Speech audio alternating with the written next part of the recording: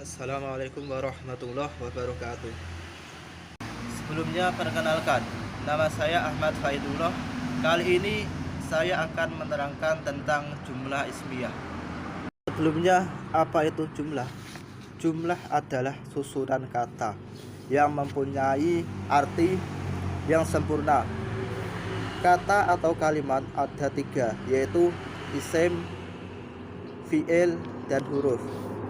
Isim adalah lafaz dalam bahasa Arab yang menunjukkan makna suatu benda, kata sifat, dan kata keterangan waktu. Jadi, pengertian jumlah ismiyah adalah jumlah kalimat yang diawali dengan kalimat isim atau kata benda, di mana susunan kalimatnya terdiri dari mubtada dan khobar. Ismah hiya al-jumlatu allati tubda'u bi ismin wa huma al-mubtada'u wal khobaru. Jumlah ismiyah adalah jumlah yang dimulai dengan isim dan terdiri dari mubtada dan khobar. Adalah jumlah yang dimulai dengan isim yang menjadi permulaan jumlah atau kalimat dinamakan mubtada. Jadi mubtada adalah sebagai pokok kalimat yang jatuh pada permulaan jumlah, sedangkan lafaz-lafaz yang jatuh sesudah mubtada tersebut dalam bahasa Indonesia dinamakan predikat, sedangkan dalam bahasa Arab dinamakan khobar. Jadi jumlah yang terdiri dari mubtada dan khobar dinamakan jumlah ismiyah. Pengertian jumlah ke dalam bahasa Indonesia itu dinamakan kalimat atau disebut kalimat. Kemudian ada susunan jumlah ismiyah. Yang pertama ada susunan isim dan isim. Kemudian yang kedua ada susunan isim dan fi'il. Susunan isim dan isim. Yang pertama itu apabila tidak didahului huruf jar. Terus kemudian inna wa akhwatuha atau inna dan saudaranya, kemudian kana wa akhwatuha atau kana dan saudara-saudaranya. Maka isim pertama pokok pembicara atau pokok pembicara disebut mubtada, dan isim berikutnya yang menerangkan mubtada disebut khobar mubtada. Kemudian yang kedua itu apabila susunan tersebut diawali dengan huruf jar, maka huruf jar dengan isim sesudahnya menduduki jabatan khobar yang dikedepankan atau khobar muqaddam. Sedangkan isim berikutnya yang dikebelakangkan disebut mubtada muakhar, justru menjadi pokok pembicaraan. Contohnya fil baiti aliyun. Fil baiti tersebut menjadi khobar muqaddam, sedangkan aliyun menjadi mubtada muakhar. Yang ketiga, apabila diawali oleh inna wa akhwatuha, yaitu inna, anna, ka'anna, laita, la'ala, yang semuanya adalah huruf, maka isim pertama disebut isim inna dan saudaranya atau inna wa akhwatuha. Dan isim yang menerangkan isim inna disebut khobar inna dan saudaranya atau khobar inna wa akhwatuha. Contohnya inna Muhammadan rasulun. Inna Muhammadan tersebut menjadi isim inna. Kemudian kata rasulun menjadi khobar inna.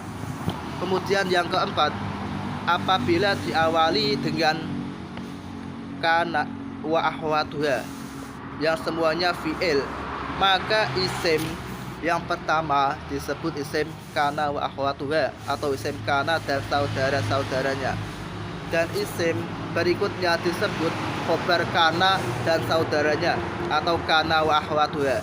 Contohnya kanallahu aliman. Kanallahu di sini menjadi isim kana.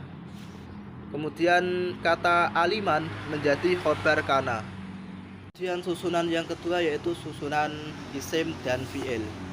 Susunan ini atau susunan isim dan fi'il digolongkan jumlah ismiyah karena yang menjadi topik pembicaraan adalah isim, sedangkan khobarnya merupakan kalimat lagi. karena setiap kata kerja aktif memerlukan subjek, sehingga ketika di depannya tidak ada huruf inna dan saudaranya atau kana dan saudaranya, maka isim ini disebut mubtada. Sedangkan fi'il yang bertindak sebagai khobar dalam bentuk kalimat atau khobar jumlah, di mana kata ganti yang menjadi subjek yang terdapat dalam fi'il akan kembali kepada mubtadanya. Contohnya Allah yastasi'u bihim. Allah di sini, kata Allah di sini menjadi mubtada. Yastasi'u bihim di sini menjadi khobar jumlah. Selanjutnya pengertian mubtada dan khobar. Sebelumnya, apa itu mubtada? Mubtada adalah subjek pada jumlah ismiyah dan terletak di awal jumlah. Mubtada adalah isim marfu' yang terletak di awal kalimat. Al-mubtada'u huwa ismun marfu'un muhaddatsun anhu yaqa'u fi awalil jumlati ghalibun.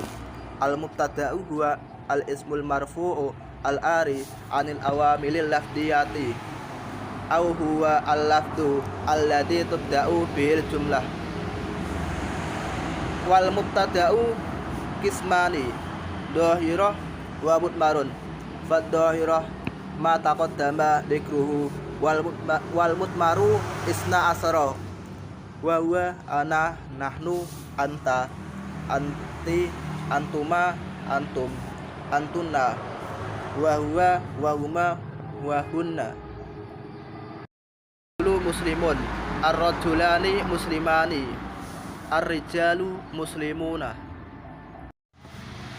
Mubtada itu dibagi menjadi dua bagian. Yang pertama ada mubtada berupa isim dohir. Contohnya al-madrasatu wasi'atun, al-manzilu kabirun, al-hablu tawilun. Kemudian yang kedua ada mubtada berupa isim domir.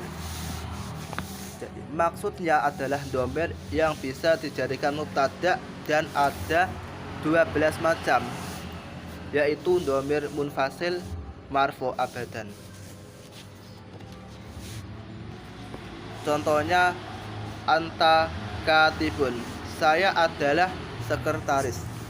Nahnu katibuna, kami adalah sekretaris. Apa itu khobar?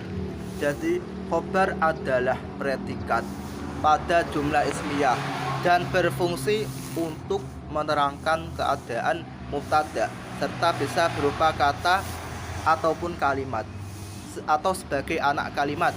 I'rabnya khobar adalah rofa.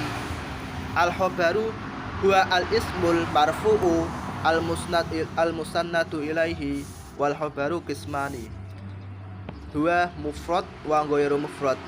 Fal mufradu ma taqaddama dzikruhu wa ghairul mufradu arba'atu asya'a al-jaru wal majruru wad dzarfu wal fi'lu ma'a fa'iluhu wal mubtada'u ma'a khabaruhu. Qauluka zaidun fid dari wa zaidun indaka wa zaidun qama abuhu wa zaidun jariyatu dahibatun. Awil khabaru ismun marfu'un yakunu